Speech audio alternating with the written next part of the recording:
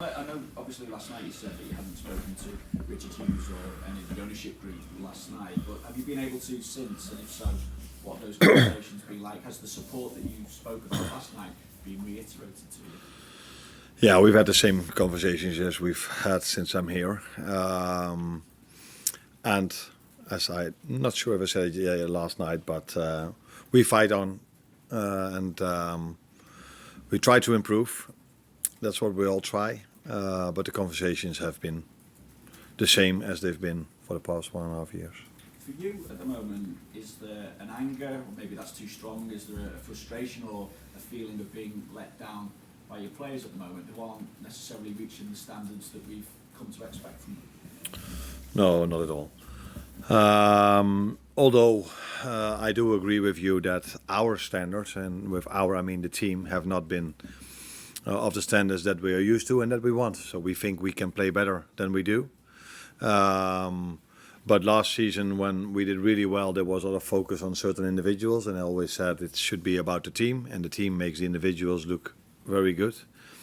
And if the opposite is happening, we should also look at the team and not at the individuals. So that's where it's about for me. But you also said that you have to look at yourself. What can you do different, if anything? Nah, that's not so easy to say what can I do different, but it's quite normal if you win or lose or draw that you reflect on a game. Which decisions have you made? What have you done during the week? All kind of usual things managers do if they win or lose. But maybe you do it a little bit more if you lose. You try to find the answer to what is needed to win a game of football. And in the end, it's about doing what this club is about, is keep fighting, and no matter how difficult it is, we have to fight together. But it would also be nice if we would reward ourselves in the moments we play well, because people are very focused and correctly about the parts we don't play well, but there are definitely large parts of the games where we do play well and where we do create a lot of chances, and we tend to forget to reward ourselves in those moments, and every small mistake or small error immediately leads to us conceding a goal, and that is a very bad cocktail to have. Kind of follows on to my final question, is how pressurised with the situation is this then for you as a group, for you personally, and how inhibiting can that pressure be? No, there's a lot of pressure if you work or play at a top club. And even more so if you start losing more games than this club or this players or this manager is used to. So then there's always pressure. But there was a lot of pressure last season as well for us to win the league. And now it's a different kind of pressure because we've lost so many games. But what it does to me, I can just do the same, but I don't have to play. So maybe my job is a little bit easier if it comes to this. Because I think it's hard for every player. If you are in a bad run of results, if you go down immediately after 3 minutes, and then you play a good first half, and then 10 minutes after halftime, again you concede. So we get knock after knock after knock, which is hard, but that's why I keep saying that, especially when that happens, we have to keep fighting, and that's what we've done so well last season. And what this club is about for so many years, and that's what we expect. The minimum what I and we expect is that we do this over 90 minutes, which is not always easy if you get knock after knock after knock. Can I just ask you about the fitness of some of your players? Yeah. Who obviously with his problem that he picked up, and how Florian and Alisson are as well? Ali trained again with the team today, so we hope and expect him to be available in the weekend. Florian will have his final day of rehab tomorrow, so if that all goes well, he could train with the team on Saturday. And the third one was Hugo. Yeah, of course today was recovery, but they don't expect that it has to be a big issue. But yeah, games come fast, so let's see for the weekend. But it shouldn't have to be a big issue. As far as West Ham are concerned as well, it feels like it's been a long time for you that they're moving in a different direction now under Nuno Espirito Santo. They seem to have got a new wind and a fresh confidence of their own, I suppose. How do you feel they've been doing? Yeah, like you said, he's having an impact on their results. He's done so well everywhere he worked here in England, and did so well at Forest. Now he's doing well at West Ham again. So he's proven to be a difficult manager to play against, not only for me but for everyone, because he always has a very good game plan, and it's a tough team to beat at the moment, West Ham, which was different maybe than the beginning of the season, but we face them now, and that's why we definitely need to be ready for a challenge, because that's what they will give us, because they know, of course, after our recent run of results, that that's probably different for them to play against us now than it was 3 or 4 months ago. Looking at the XG stats for the last 3 games, Liverpool's is 6.59 and your opponent's 5.39 combined. I just wonder what would you take from that? Frustration. XG don't always tell you the right story, because I think it's also important when do you get those chances. So and after you concede, you tend to be more open than when you're 1 or 2-0 up. I think when we were 1-0 up against Real Madrid and 2-0 against Villa, we hardly conceded a chance, and that has happened in many more of our games when we were leading. But yeah, when you chase the game, you concede normally more. But I think a large part of this XG that we create is in the first part of the game as well. And that's why one of the players said today, and I just used that quote, we don't reward ourselves for good phases of the game or good parts of the game. And this is probably what is best shown in our XG created, because it's ridiculous, because normally you score more than your XG. The amount of times you see a team scoring 3 or 4 goals from from a low XG value, and then if you see our XG yesterday evening, but yeah, I didn't need XG to know that we missed a lot of chances. And Curtis Jones gave quite a passionate interview after the game last night. I just wondered what you thought of what he said, and that kind of passion, that anger, that frustration. How does it feel when you hear your players speaking like that? Then you assume that I heard what he said, and that is what I didn't. So after the game, I have to do 120 interviews.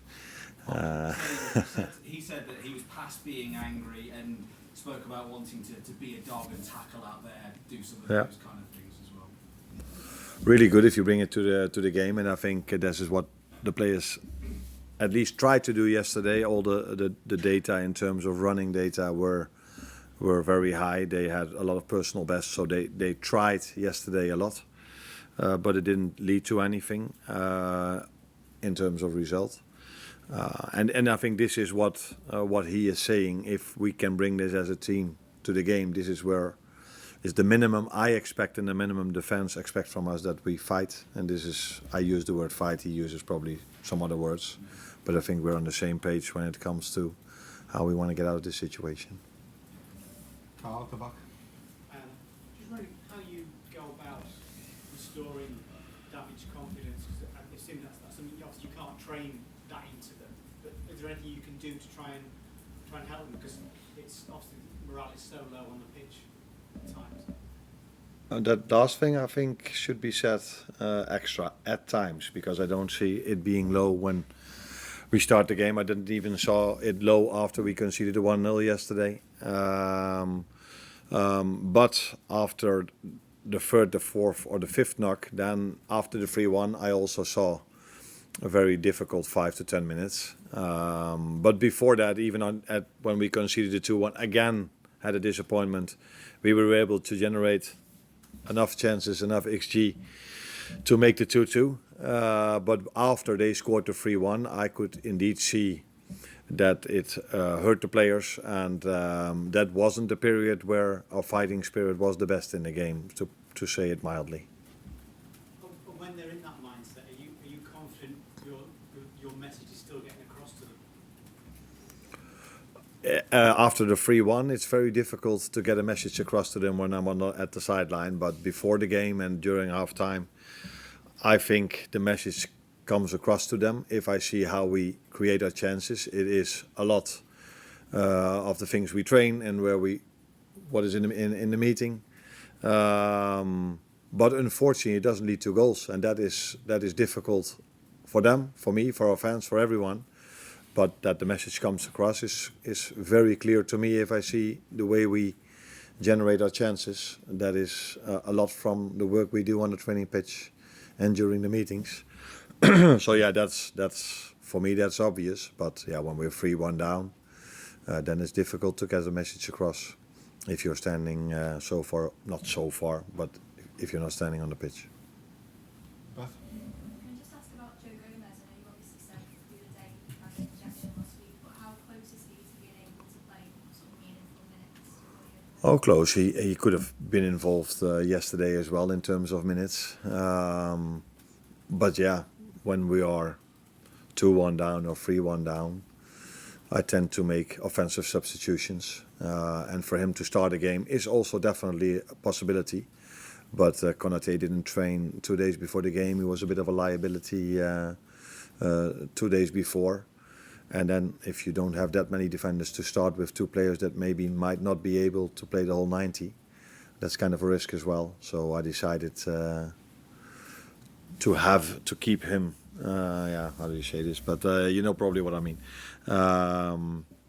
To keep him there for if Ibu was injured, and not to have to make two substitutions, because then probably would have ended up with one or two defenders. How did you sleep last night? What do you think? Not so well. No, not the best. Not completely poor. It wasn't as if I lie awake for the whole night, but although if we win, I don't sleep well. Also. So then there's probably a lot of adrenaline, and now there's a lot of thoughts going through your mind. But I had a few hours of sleep, enough to be able to be fresh again this morning. Victor Bos yesterday said after the game that he would have a drink with you. Did you have that drink? What did you talk about? No, unfortunately, I asked him to come in, but I had quite a lot of media work to do. And afterwards, when I came in, it was already a bit too late. So I will text him today to one more time congratulate him. So we didn't have time to have drinks now. Is he also someone you would talk to about having some advice for facing this challenge? Because he's been through this before. For you, it's the first time. I think there are a lot of people which I could call for advice, but there are a lot of people working at this club that can give me very good advice as well. No. Hi, Arne. You spoke just now about the messaging between you and the players, and also you spoke about how there was good moments mostly in the first half compared to the second half. If you think back to last season, there were so many occasions where you were able to change things at half time and get an improved performance. So do you think there's any difference in how you're adapting and assessing what's happening in that half time period, or do you feel like the players are still taking on that messaging in the same way? I think we always remember the last one or two games the most. I think our second half performance against City was much better than our first half performance. If I go further back, so the first loss we had was against Crystal Palace. Our second half performance was much better than the first half performance. So it has been, all the losses we've had have had a different story. And the last two, indeed, the second half wasn't as good as the first half, but in the last two we conceded straight after half-time. After already being disappointed in the first half, not getting what we thought we deserved. And like I said, in my opinion, the players kept on fighting after 2-1 because we were able to create 2 or 3 very good moments and chances. The Cody Gakpo header is, I think, usually a goal. But this moment of time, not for us. We've generated enough set pieces in that part of the game as well. But after the 3-1, again, that's the part people tend to remember, which is normal because the last part of the game. That was, of course, not of the standards and of the fighting spirit we would like to have in our team. Well, When you lose 3 successive games, you look at the team and think it maybe needs a jolt. You look at the players who have had less minutes, like Gomez and Enzo Chiesa, and think they might be able to run the team now. What we've seen enough from the players that this can change the ones who have been playing. I think you consider everything. Until now, I've decided differently. But they train with us every single day, and they can prove themselves in those moments. And yeah, it's always a balance between if you don't change, people think you should change more. And I think there was a period of this season where we lost, and I made a few changes where people complained about the fact that I made a few changes too much. And there was never any time the same team. So of course I consider, but I cannot tell you what the end product of that consideration is for Sunday yet. Thank you. Next up. You're welcome. Okay, thanks a lot.